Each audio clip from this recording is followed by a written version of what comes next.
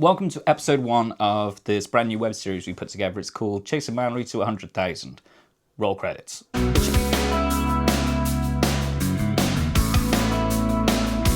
Roll credits.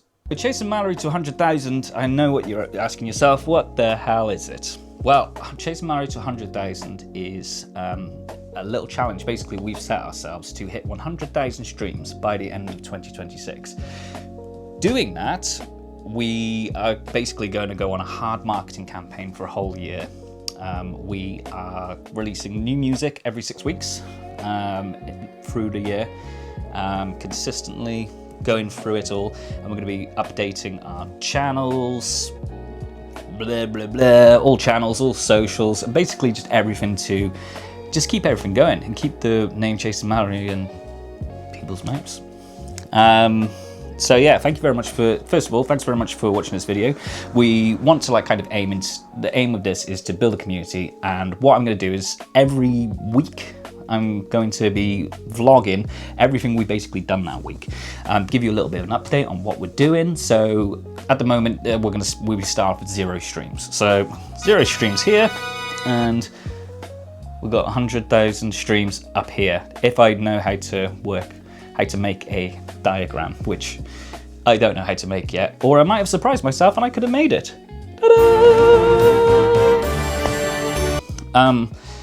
But yeah, so what it is basically what we want to try and do is we want to create a community. We want to get people to be engaging. We want to kind of chat with everybody, and just the purpose of this little web series is to basically get inside information. Inside information, it's not like inside trading or something. Basically just to get to know everybody.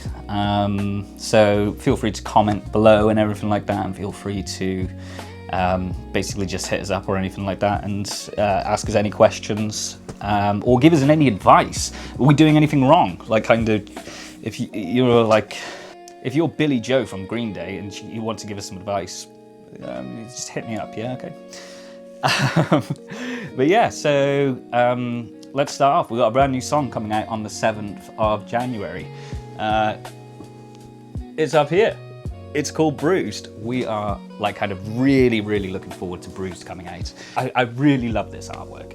So what is great about it is that it kind of gives the vulnerability of the song. And yeah, it's vulnerability and the strength, and almost the survivor mark is what I was going for with this artwork. So Bruised is out on the 7th of January. It's out on all streaming platforms: Amazon, Apple, Deezer. Is that Apple Music as well? I think it's Apple Word around me. Mention in the comments below if that's Apple Music or not. I'm pretty sure it's Apple Music. PayPal. We're on PayPal.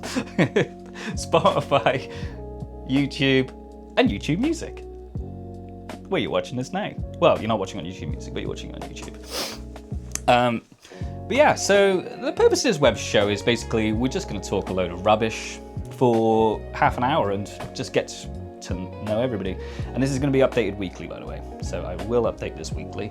If not, you may shout at me. So what is Bruised? So Bruised came up with an idea.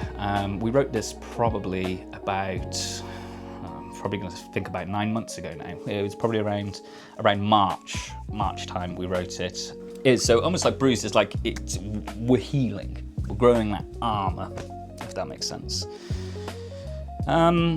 So Bruised came about an idea. Remy basically, she sent us over a verse that she wrote. She had a guitar and she was basically just playing a... Oh, if I can work it out now.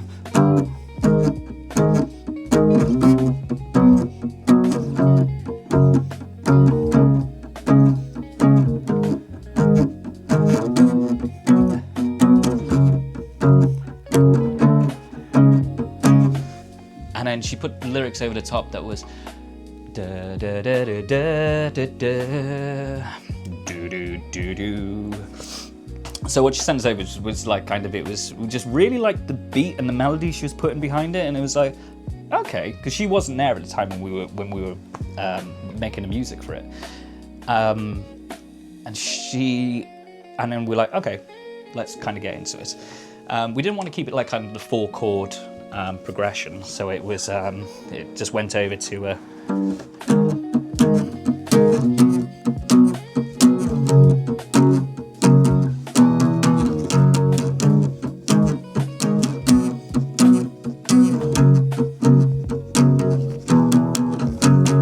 so we replaced the with a. I know if you listen to Chasing Mallory music in the past, I mean, you probably listen to our songs now if you're watching this video. Yeah, so we use that like kind of bit quite a lot. We've used it in quite a few songs. We like it's kind of like a Chasing Mallory thing. So we added that to it and we made it like kind of sound really rocky. And it was the first song we wrote with Ellis in there as well. And yeah, it just came out just so well. The drums that he's put into it, and I think we managed to get a nice rocky bass out with that.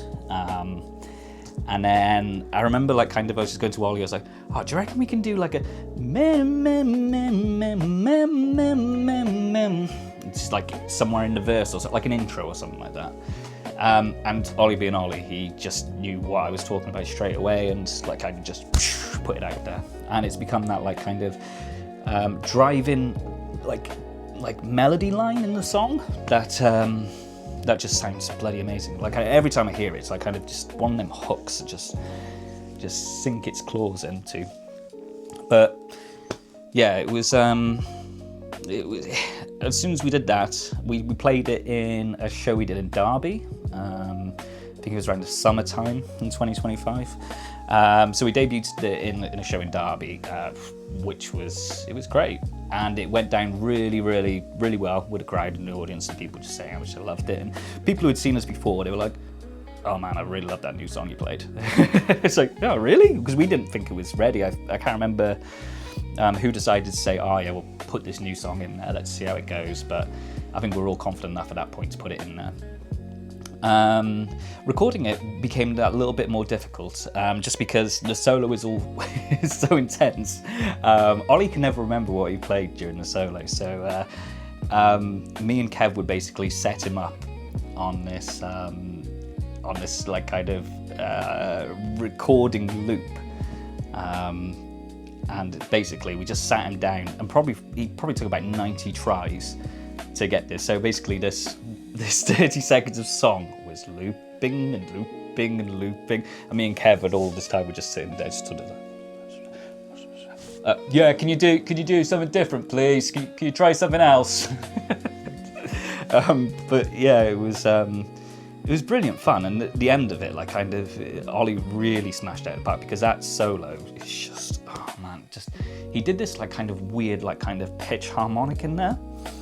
And we were just like, right, okay, we don't know how you did it, but we need to keep it there. So we spent ages trying to get him to do that again, to make that exact noise, which you can hear on the track.